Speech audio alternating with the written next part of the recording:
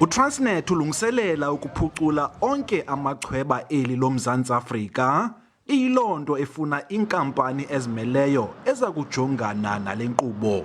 Transnet uza kuchitha ikhulu lezigidigidi zerandi kule minyaka mihlanu izayo ephucula la machweba.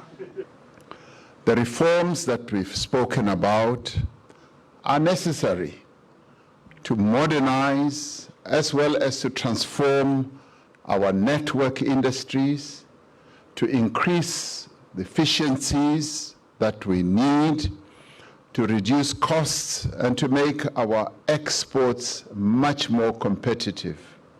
Umongameli uthi imiqathango ye-COVID-19 iza kuqiniswa ingakumbi eGauteng.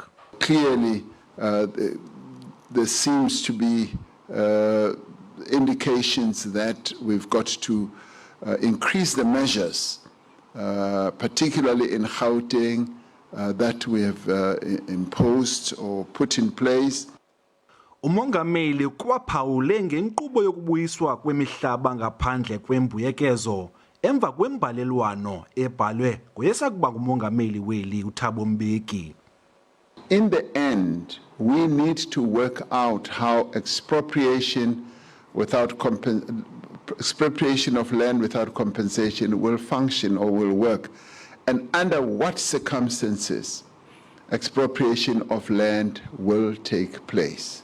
Ukuthengiswa kwesininzi sika-SAA asikaphehlelelwa okwangoku. What is happening now is that there's a due diligence process. It's a due diligence on SAA.